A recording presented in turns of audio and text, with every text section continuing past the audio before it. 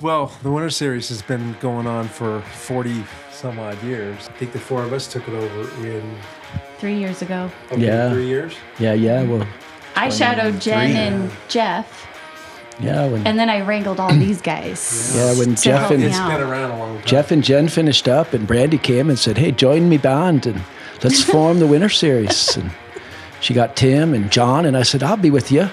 I can join your band." And we've been jamming ever since, Yeah. man. Jamming ever since. Right.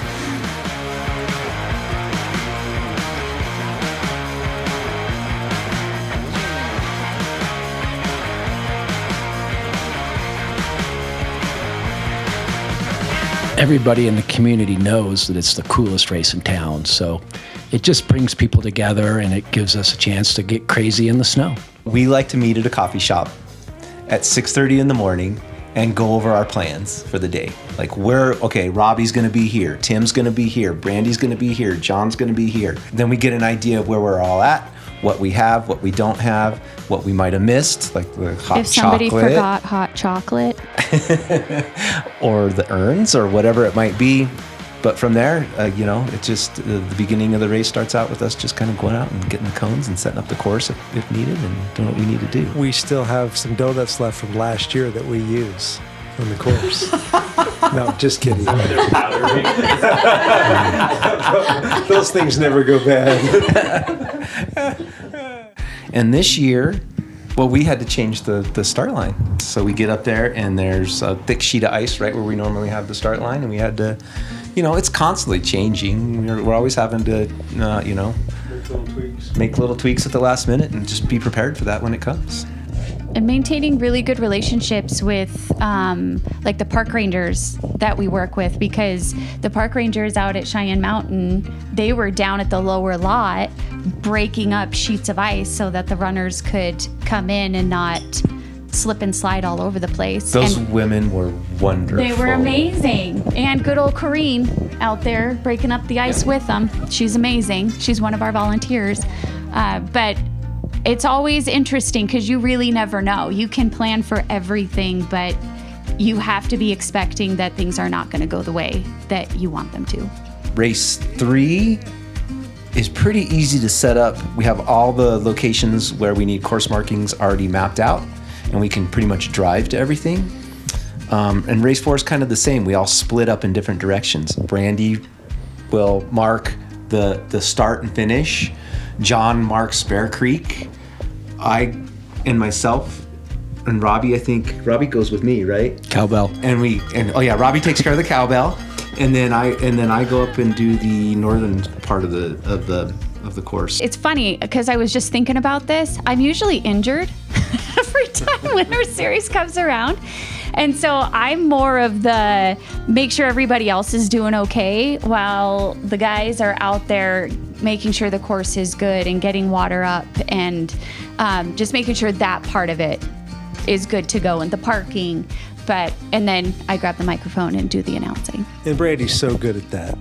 Public speaking and just... I'm like Buddy the She's Elf. very positive and just has a lively, enthusiastic voice and lets the participants know that day what the trail conditions are like and what to expect out there, what to be aware of. And she starts the race. And then also, I think you also announce the people as they come across the finish line.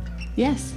Yeah, that's fun. Well, we've got the timing team, which we always have. It's amazing. Lori Hawkins. John Garner. John John Gardner. Cassidy. Tony. Tony. Abdella. And And then we got the new guys, John and Jeremy, Jeremy. who are Rickard. amazing. and Tom Seaman, who's Tom Seaman. kind of coming on and helping with timing. I do want to name drop Pat Will Snyder. Lockhart. Will Snyder is always there. He's always out there, and we can always trust that he knows exactly where to send everybody. Yep, our course marshals are very important. And Dean Yeager. I mean, he's been instrumental. Dean Yeager's been Helped us, Mark. helping us I every could race probably this name year. every single one of our volunteers. Lucy because Stansberry, Lucy. Mary Jo. Yeah. I mean, all the Who are we old forgetting? and- I mean, Goodness. the people who are always there at every race. The Even my Lowski kiddo. family shows up. Gracie, the yes. whole family. Because Winter Series, I mean, let's be honest, it's snowing or windy or really, really cold, and the volunteers are there just to help us, and because they want the race to go off really well too. And so all of them are amazing. Yep. Yeah, I mean, We love our volunteers. Oh, and Jason and Sydney are always there. Jason and Sydney. And so's Nick. we have so many wonderful volunteers. No kidding. This is a labor of love, I think, for all of us. I do this because I love it so much, and I love giving back to the community, but it does require a lot of your time. I think the most challenging aspect of putting the Winter Series together is probably the coordination of the routes and putting all the volunteers together. It's a really cool race, and from this side of it, it's just magical to watch the runners, and it's a blend of competition, but it's also camaraderie. It's fun to watch the runners support each other, and it's like a big family. All of us as directors know many of the runners, and it's just great to see it all come together, and just appreciate all the runners that are willing to put themselves out there and put the effort. Just the energy of race day is amazing, and to see all the runners from the very beginning runner who's never really done it before to the really experienced runner to the young runner to our 85-year-old runners, everybody out there doing something so wonderful and hard. That is why I do what I do. I love race directing because you get to experience that. After a hard week of work and just the hustle and bustle of life with kids and sports and things, getting up at 4:30, 5 o'clock in the morning to go trudge around in frigid temperatures, you would think is not, like, you don't always want to do that.